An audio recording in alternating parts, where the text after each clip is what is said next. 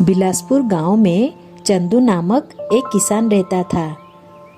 वो खेतीबाड़ी से जो भी कमाता था उसका गुजारा होता था।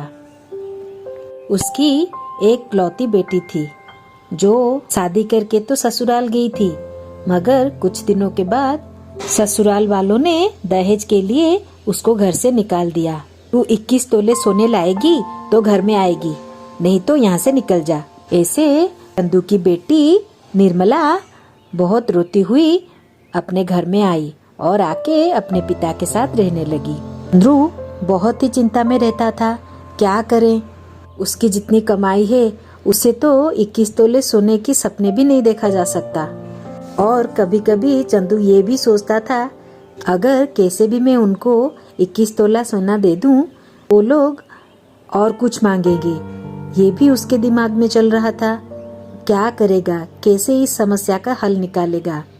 तभी एक बार अपने खेत को वो जा रहा था, तभी रास्ते में एक बड़ा सा बरगद का पेड़ आया। वो बहुत ही पुराना था। चंद्रू उसी रास्ते रोज निकलता था अपनी खेती के लिए, मगर उस दिन उसको बहुत ही थकान महसूस हो रही थी, इसीलिए वो उस बरगद पेड़ के नीचे थोड़ा आराम करने की सोचा। वो उस दिन बिल्कुल भी काम करने की इच्छा नहीं थी और भोर का समय था, नींद भी थोड़ी आ रही थी उसको, अंधेरा भी ठीक से मिटा नहीं था।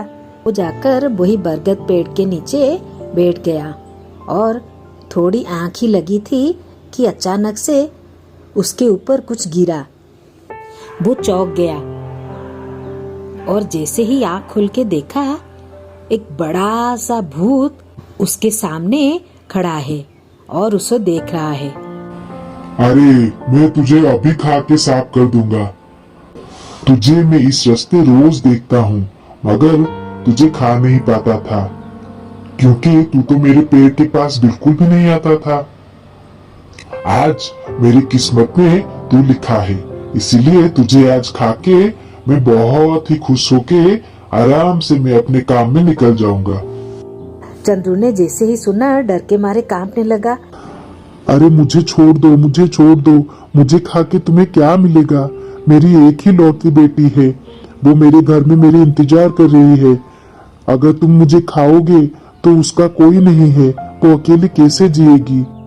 वैसे भी तो वो बहुत ही चिंता में रहती है, उसके ससुराल वाले उसको निकाल दिया। वो बहुत रोती हुई आई और मेरे पास रहने लगी। बहुत ही चिंता में रहती है वो, और उसका दुनिया में कोई भी नहीं है। वो कैसे जिएगी, कैसे वो अपना गुजारा करेगी? कौन उसे खाना लाके देगा? ये सब सुनते ही भूत की मन में थोड़ी दया आई। उसने कहा, अच्छा ठीक है, मैं तुम्हें नहीं खाऊंगा, मगर मैं तुम्हारे साथ तुम्हारे घर जाऊंगा और तुम मुझे रोज खाना देना, एक भी दिन बंद नहीं करना, और अच्छे अच्छे खाने को देना। नहीं तो जिस दिन तुम ऐसे करोगे, मुझे खाना नहीं दोगे, उसी दिन मैं तुम्हें खा जाऊंगा। चंद्रू डर के मारे हाँ बोल के घर चला आया और उसके पीछे पीछे वो भूत भी आ गया। चंद्रू भूत को अपने घर के पीछे वाले बगीचे में रहने को कहा। भूत वहां पर रहा और रोज वो खाना बना के भूत को खाना देता था। भूत खाना खाता था और भूत सब कुछ देखता था। उसको कितनी परेशानी होती है, कमाई उसकी बहुत ही कम है। खेती से जो भी कुछ कमाई होती है उससे वो अपना गुजारा करता है, खुद के बेटी को भी देखता है और मुझे भी खाना देता है। इसीलिए उसके मन में बहुत ही दया आई। एक दिन चंदू जैसे ही खाना लेके भूत के पास आया, भूत ने कुछ सोने के सिक्के नीचे गिरा दिए। चंद्रू ने कहा, ये क्या है? ये रखो, रखो, तुम्हारे काम आएगा। भूत ने ये कहा।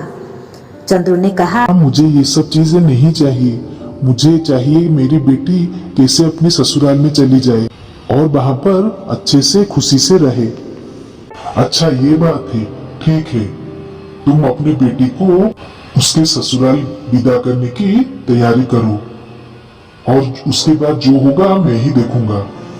इसी तरह भूत ने कहा, बेटे के ससुराल वाले जो भी मांगते हैं इस सोने के सिक्के से तुम पूरा कर सकोगे, इसीलिए इस सोने के सिक्के को तुम अपने पास रखो और उसके ससुराल में जो भी मांगते हैं दे दो।